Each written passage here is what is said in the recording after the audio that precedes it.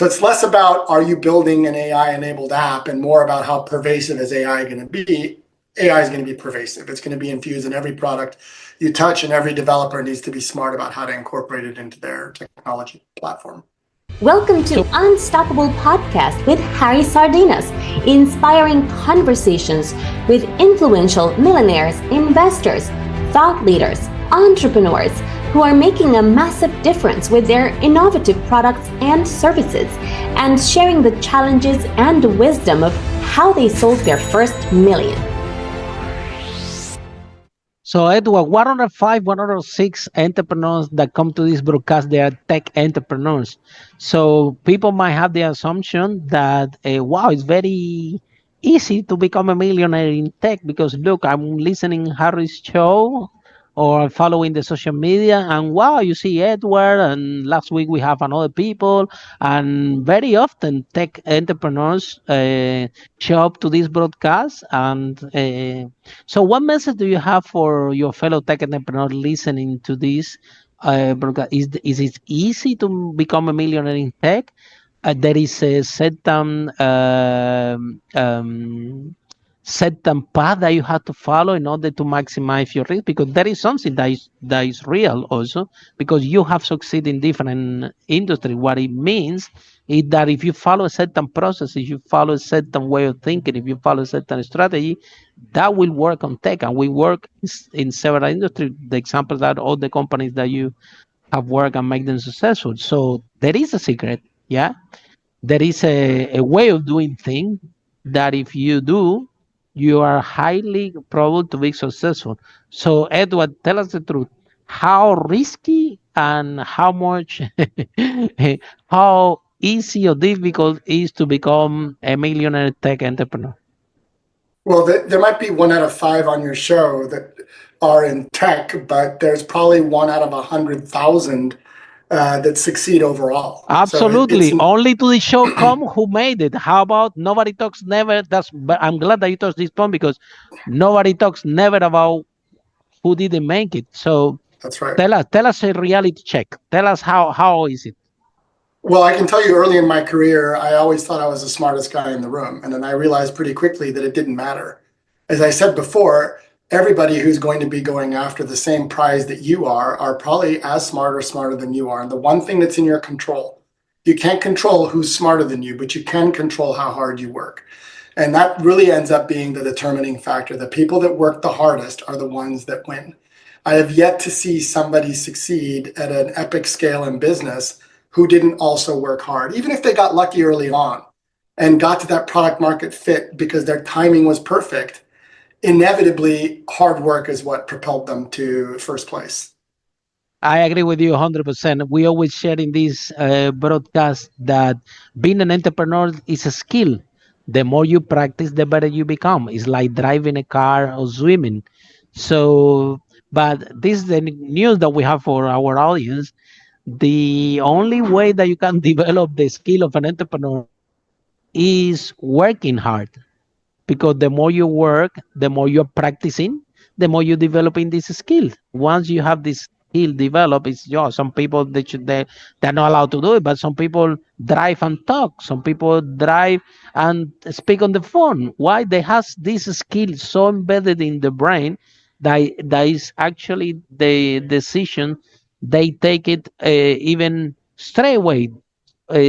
Because they have a high level of a skill. So, number one, I think, Edward, you're right 100%. Working hard, meaning the harder you work, the harder you will develop the skill.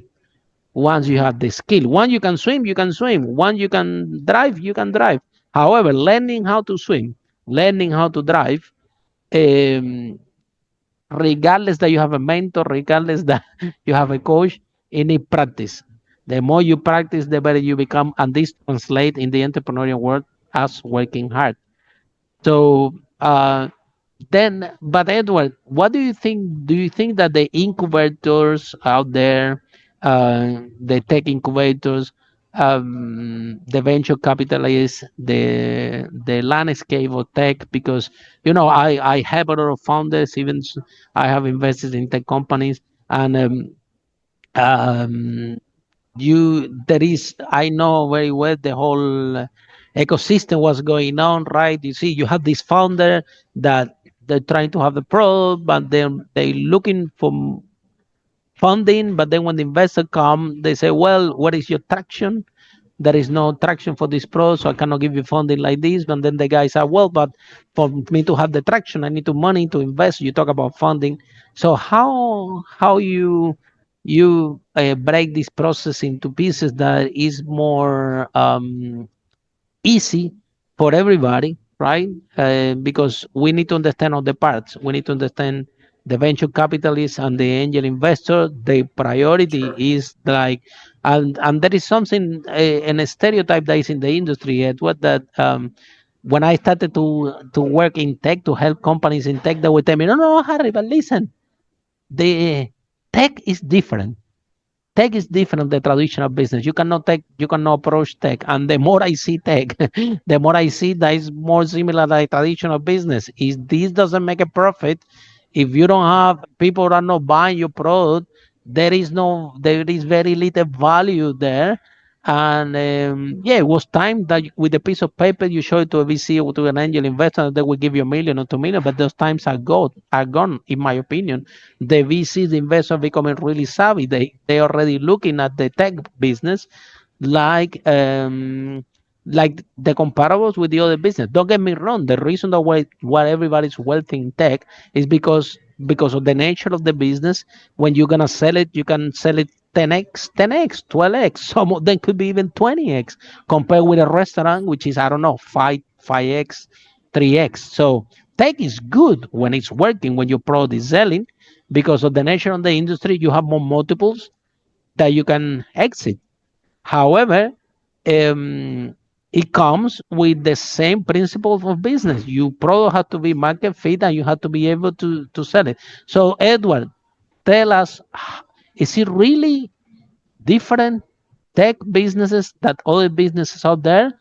There is something, or in fact, being a tech entrepreneur is like other entrepreneurs out there. If you don't made the principles. Look at you. You have a juice company. I don't think that this one had nothing to do with tech, right? So It was a you tech can you. company, Ah, I was but a I tech can speak company to that. also.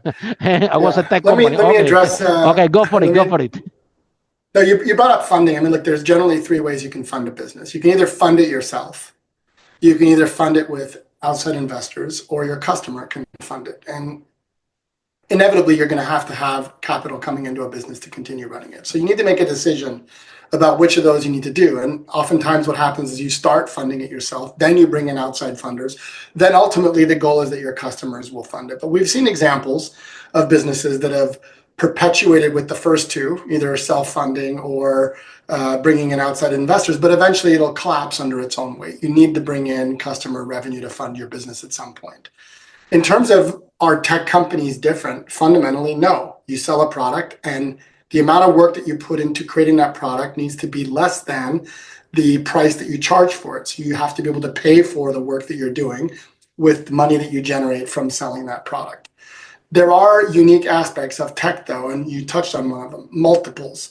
Tech is one of the few businesses where you can create one thing and within days it can become a massively popular product or application where Absolutely, millions of people use it. absolutely. Hard to do that with a restaurant, right? It's hard to get a restaurant Oh, launched and it have a won't happen. million a million customers in your restaurant. I did run a juice business. The juice business was really focused on revolutionizing ERP platforms. In other words, the warehousing of fresh food. And we built a juice business around that platform to Wow, essentially the showcase the ERP, technology. the operation, very good. Yeah, Yeah. the operations side of it. But I can tell you the differences between running a business where we're selling consumer packaged goods and for example, Amy, what I'm doing right now, those lessons translated very directly. I had to learn how to sell a bottle of juice on a shelf with 100 other competing products that said exactly the same thing my juice did. We all said it's good for you, it's fresh, it's low calorie. Everybody said that. So you had to distinguish yourself. And in the world of music right now, there's a lot of competition. So you have to figure out how to distinguish yourself in that maze of competitors. And those skills definitely translate. So there's a lot of overlap in terms of the business strategies that you would use in non-tech businesses and in tech businesses. Tell us about the company that you work in at the moment. Yes. What do you start? Look at Edward. Listen, you should be on the beach. You see, you know how hard it is to have one tech company. You know how difficult it is to succeed. You know how difficult it is to exit. And then you're doing this again and again. And why you don't go to the beach, sit on the sun? Why you going again? Which is something that you know how I, challenges. You know very well what you're getting into of having another tech company, another elephant to move. You see, mhm. so tell us why you do this thing. Why you know in the beach traveling the world and having some rest. Honestly, if I was on the beach, I'd probably try to figure out a company to deal with whatever issues I was seeing on the beach. So it's You will be so bored. Yeah, that I was would. me also I'm when I went on holiday. Like when we have success in the company, I went on holidays. Would you suppose that you're gonna be on holiday, you're gonna have a lot of fun, and after 2 weeks you're so bored that you want to come back to the action, right? Yeah, look, I fundamentally don't think that what I do is work. And I encourage all entrepreneurs that I speak to redefine their basic definition of failure. Because I think a lot of entrepreneurs think, I don't want to start this company because I'm afraid of failing. But instead of thinking about it as failure, thinking about it as trying and accept the fact that you're going to have to try and try and try and try before you finally achieve the kind of success that you want as an entrepreneur. And there's so many examples of this. Slack languished for years before it took off. Even Snap was in the App Store with maybe 100 users for the first year. So these products don't just take Absolutely. off on their own. They are A a lot of result of energy. a lot of trying, a lot of failing. A And if you lot of redefine failure, iterations. a lot of iterations, and those iterations are by definition failure, right? Each one of them was a Absolutely. failed attempt. And that's not a bad thing. And I think we're sort of encouraged socially to think about success as being this unilateral thing, but it's not. Success is the byproduct of lots of iteration, lots of trying, lots of trying. If you don't think of those as failures, then you'll do what I do, which is keep starting businesses. Edu, but what is your background? Do you study software developing? What's your background? Yeah, I had kind of a unique journey. I studied computer science. I went to University of Washington. I was 16 when I got accepted there, so I was pretty young. And then I graduated young as well, so I was 19. And I had a brief stint at Microsoft where I worked as a software engineer. And I just got the bug to go and start a company. So I did. I left and then I've been starting companies since then. Edward, you're very rare space because usually this is what we find on the space. We find that all these geeks that write code and they love tech and they are geniuses in their own right.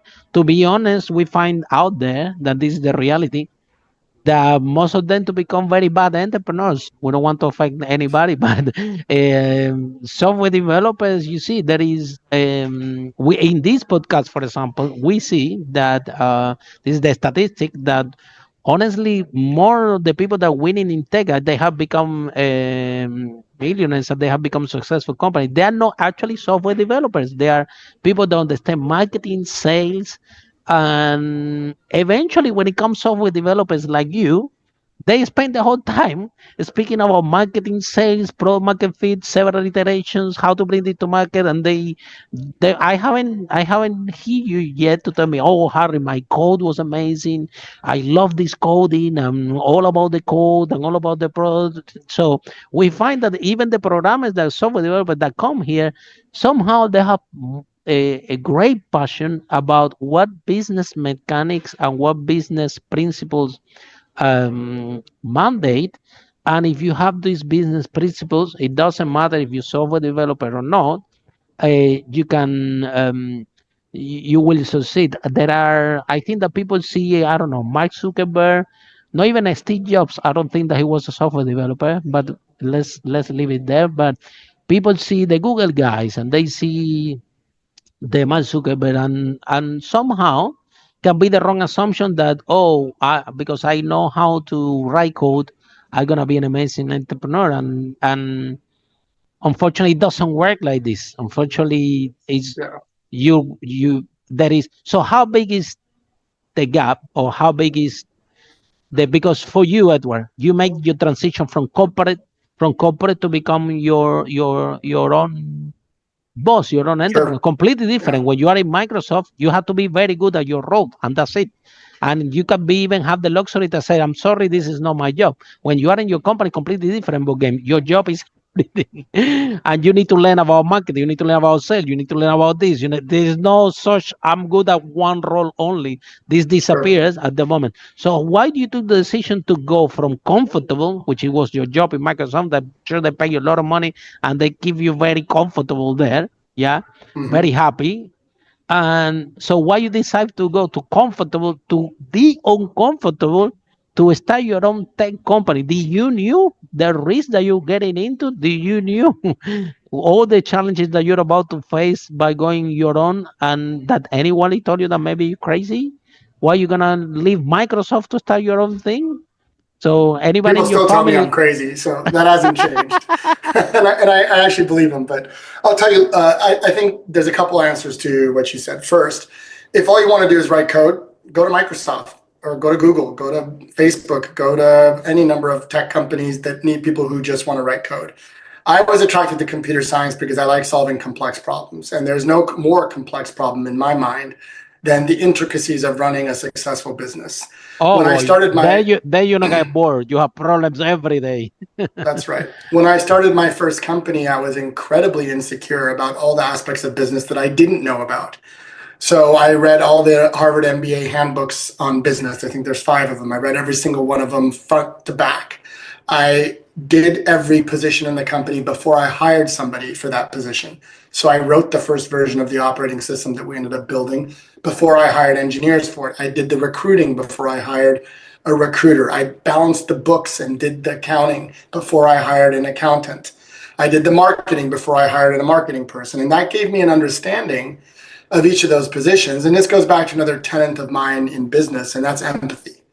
I think you absolutely have to have empathy for your colleagues. You have to understand what their role requires and what their Absolutely. challenges are. And without that empathy, they won't have respect or empathy back for you, and they won't work with you the way that you need them to work to succeed at the business. And that same empathy translates to how you have empathy for your customers.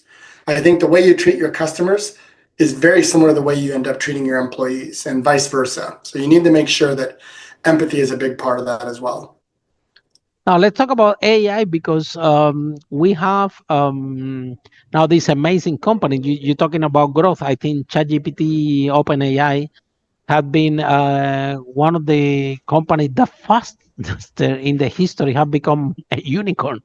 It was, Mhm. I think, in a short period of time that no one had done it before. So how do you see the future of AI? Do you think that all the engines out there are gonna be relying in open AI to build platforms? Or do you think now, for example, we have Google, that they have their own AI tool also? Because AI at the end of the day is like a kid. If you teach them good things, they're gonna learn good. If you teach them bad things, they're gonna learn bad. And it's all about Mhm. the database, all about the data that this AI is Sure. operating. So tell us, how can you build a, a product that have a difference in the marketplace? Because all what I see there, all the products out there that want to have businesses to perform or whatever, they are all based in the same database. They are all based in Sure. open AI. They are built on top of it. So tell Yeah. us a little bit There- there- more, what is what really is different into the AI space, or how can you differentiate yourself with these products and services that you see out there? The new ones, they are all AI based, and why?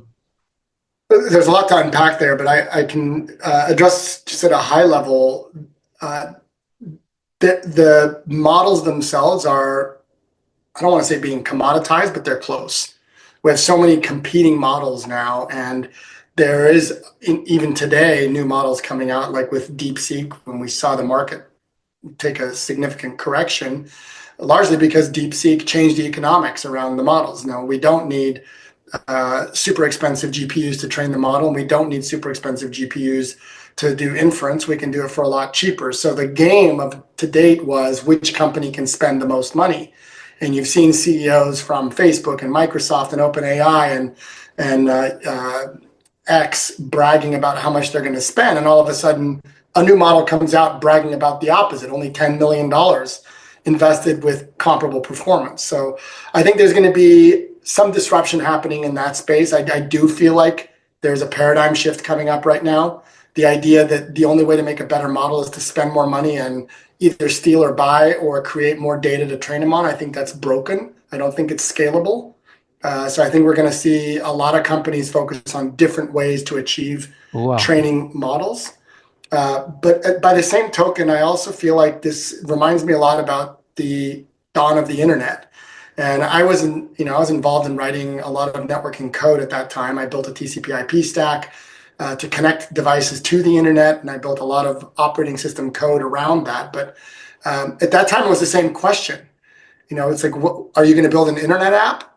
Now you don't even ask that, right? Of course, your app has connectivity to the internet in it. So I think you're going to see a similar sort of shift in the way people perceive AI. Are you going to build an AI app? That's a silly question. Of course, my app has AI built into it. So it's less about, are you building an AI-enabled app, and more about how pervasive is AI going to be. AI is going to be pervasive. It's going to be infused in every product you touch, and every developer needs to be smart about how to incorporate it into their technology platform. Follow us for more interviews with world's most influential, audacious entrepreneurs that overcame challenges and adversity, providing you with the blueprint of how they sold their first million so you can grow your business exponentially.